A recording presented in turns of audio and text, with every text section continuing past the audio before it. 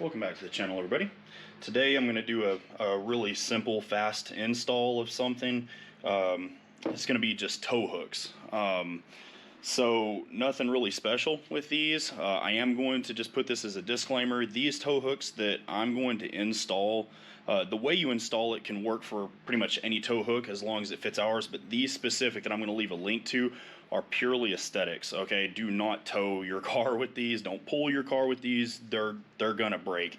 These are just purely for looks. I just wanted something to look good. If you want something good that you can actually tow with, order something through Perrin or Mishimoto, something like that, like a good reputable company. These are just some cheapies again on Amazon. So again, do not use these for towing, but you can use the install process the same nonetheless.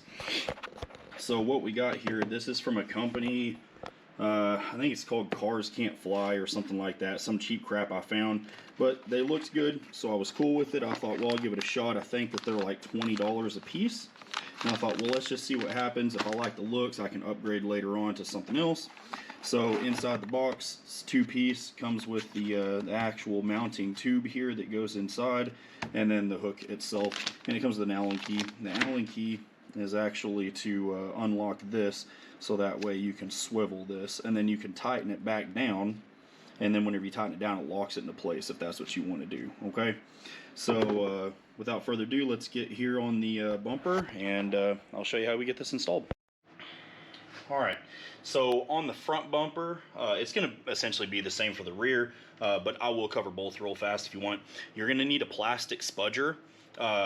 You don't have to have this. You could use a screwdriver if you really wanted to, but you know, we don't want to mar up our paint if that's something you're worried about, which most people are.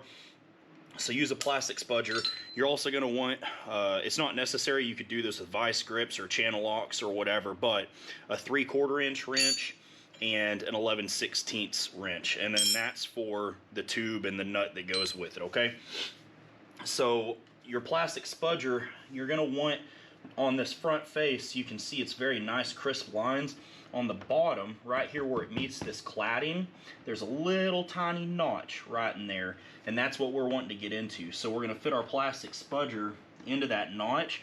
This is kind of a pain, but you just kind of push it up in there and then pull backwards. If we can get this thing to unclip, there it goes, and this comes out. So with this, it's got a little plastic tether that keeps this from coming out.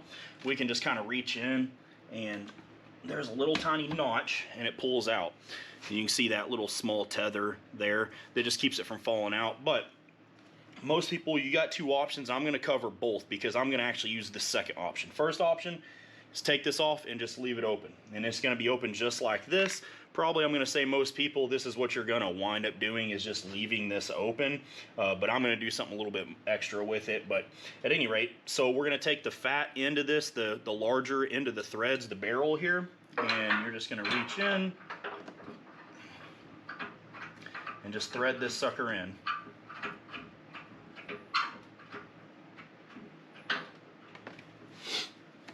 It's not too long, thankfully.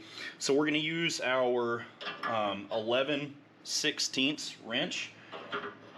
Grab a hold of that and just kind of, you want it secured in there so that way this thing doesn't come out. Okay, so in that goes, and then the nut that's supplied with it, you can just take and just thread this sucker on by hand.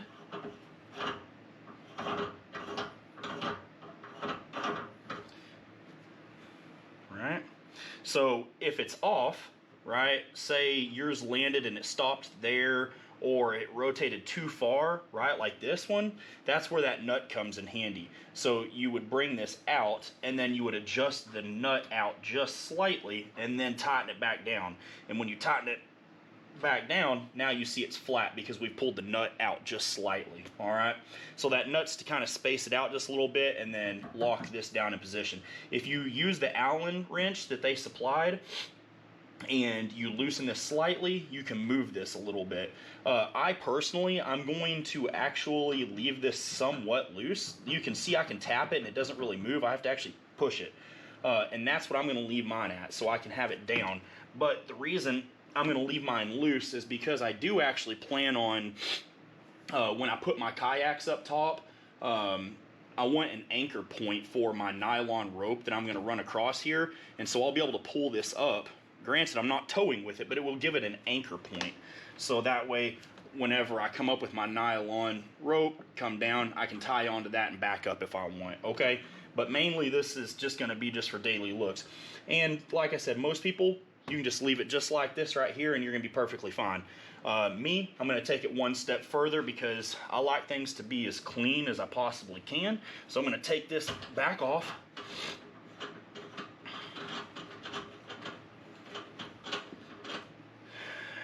And then we're going to find, I'm going to use, actually, you can pretty much use just about anything. Marker would work, a dot of paint would work. I'm going to actually, in this case, I have some oil where I just changed my oil on my lawnmower.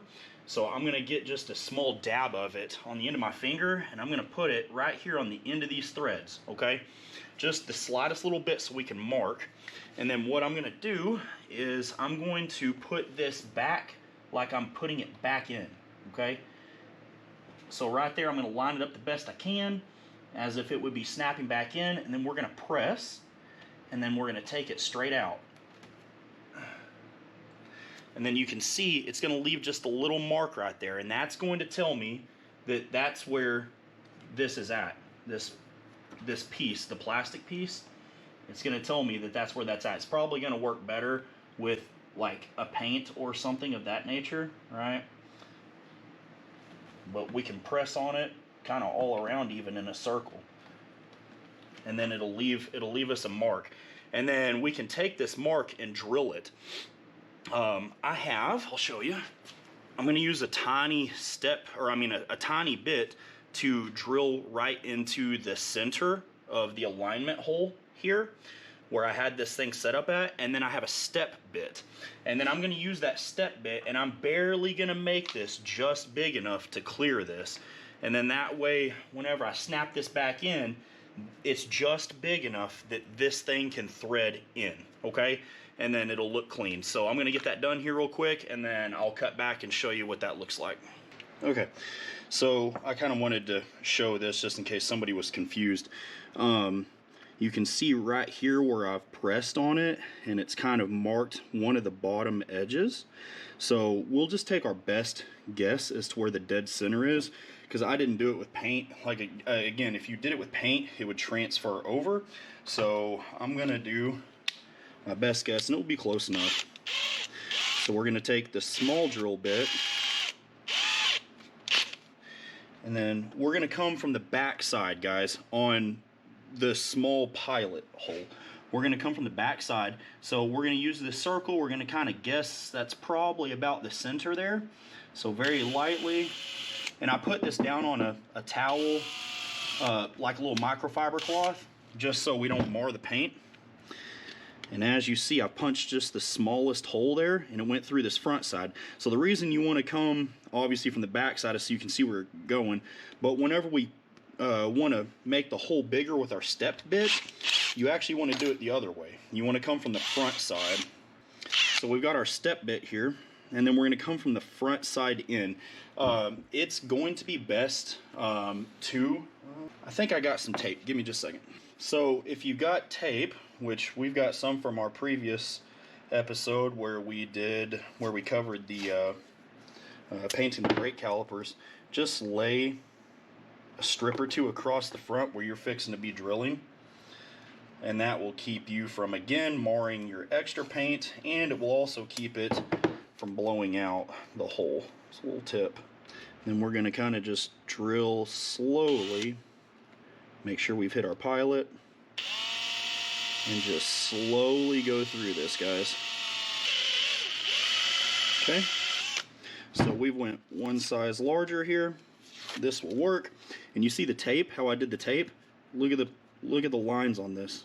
It's beautiful. So we'll backside just to make sure that it's reamed. Looks good. And then you see this fits and has the slightest bit of play, so that's perfect. So let me throw this back on, I'll show you what it looks like. Alright, so we're back down here at the car. We're gonna snap our tether back in just like it was from factory to where it can hang back off. But we're gonna take this now, snap it back in, and as you see how tight and beautiful that is? That's gonna look great. So we're just gonna, same thing as we did before, because we made this big enough, we have a slight little bit of play. And I'll need to adjust the nut, I'm sure, on the back side. But there you go. And then I'll show you if I can get it. Hopefully the camera will focus at that angle. But you see how tight and close that looks? So we retain that factory look without degrading, you know, having this big open gap, right? It's real nice, tight, neat, looks beautiful. So that's it for the front. I'm gonna go knock out the rear real fast. I won't walk you through it. I'll just kind of just zip through and show you what it looks like, and that way you see the finished product.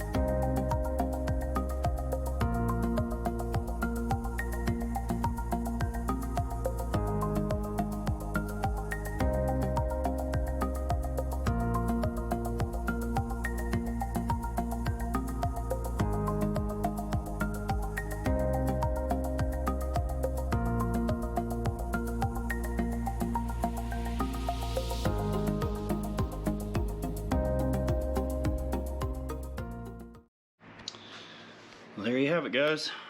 Front one done, installed, looking clean.